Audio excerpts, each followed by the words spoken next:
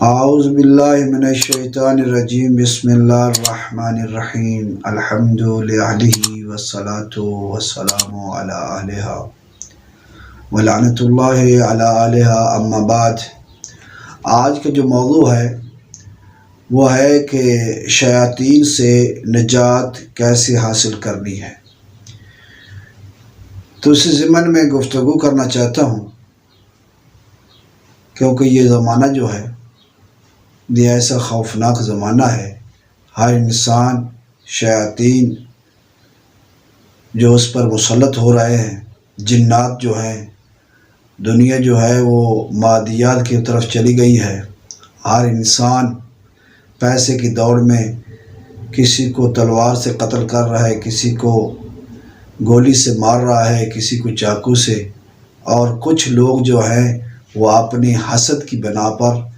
لوگوں پر جادو و سحر کر رہے ہیں۔ تو اسی ضمن میں آج میں آپ کے سامنے یہ جو ویڈیو بنا رہا ہوں یہ اس لیے تاکہ اس جادو سے کیسے چھٹکارا حاصل کیا جا سکتا ہے، کیسے شیاطین سے نجات پائی جا سکتی ہے۔ تو ہمیں ہمیشہ مکتب اہل بیت علیہ الصلوۃ والسلام سے رجوع کرنی پڑتی ہے، اور مکتب اہل بیت نے ہر چیز کا علاج بیان کیا ہے، کیونکہ حکیم جو ہوتا ہے اس کے پاس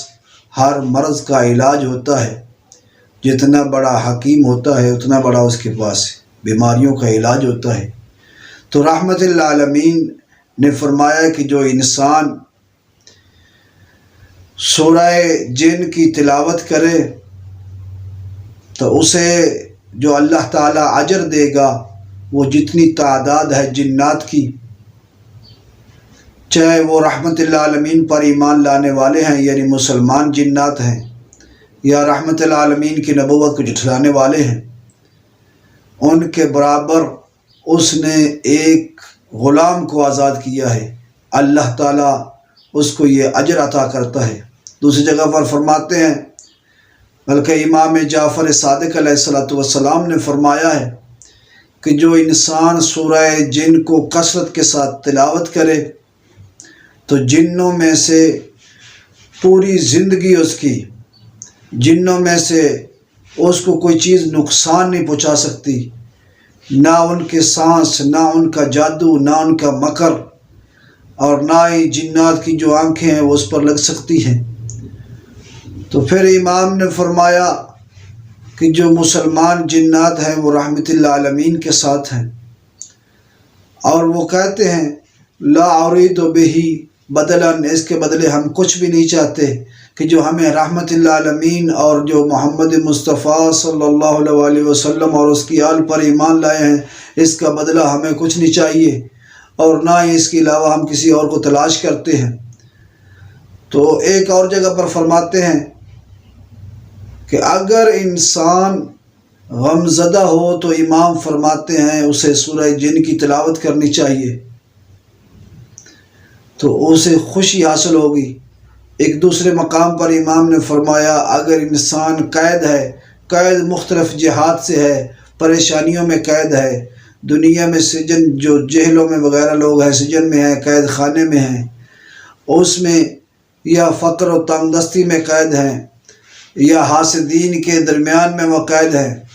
تو وہ سورۃ جن کی تلاوت کرنا شروع کر دے تو اللہ تعالیٰ ان حاسدین کے مکر سے، شیاطین کے مکر سے، دنیا کے ظالمین کے مکر سے خدا اسے آزاد کر دے گا، خدا اسے محفوظ رکھے گا۔ تو اسی ضمن میں اگر خدا نخواستہ کسی مومن انسان کے اوپر جن جو ہے وہ مسلط ہو جاتا ہے تو امام سے کسی نے سوال کیا مولا اس کو کیسے بھگایا جا سکتا ہے؟ تو امام فرماتے ہیں کہ جب کسی انسان پر جن مسلط ہو جائے آپ اس کے اوپر 7 دفعہ سورہ جن کی تلاوت کریں تو جن جو ہے وہاں سے بھاگ جائے گا، جن دوبارہ پلٹ کر نہیں آئے گا۔ اگر اس طرح بھی نہیں کر سکتے سورہ جن کی تلاوت کرے اور وہ پانی پلائیں بچوں کو، جو کچھ وہ سنیں گے کبھی وہ بھولیں گے نہیں۔ اس لیے یہ خاص عمل ہے کہ انسان جو سورہ جن کی تلاوت کرتا ہے 7 دفعہ اگر وہ تلاوت کرے تو جس مقام پر تلاوت کی جاتی ہے وہاں وہ باقی نہیں رہتا۔ جنات کو چھٹکارا حاصل کرنے کے لیے اللہ نے قرآن پاک میں سے سورہ جن کو تلاوت کیا ہے۔ اس لیے ہماری گزارش ہے کہ ہر مومن کو گھر میں سورہ جن کی تلاوت کثرت کے ساتھ کرنی چاہیے تاکہ وہ جنات کے شر سے محفوظ رہ سکے۔ والحمد للہ رب العالمین۔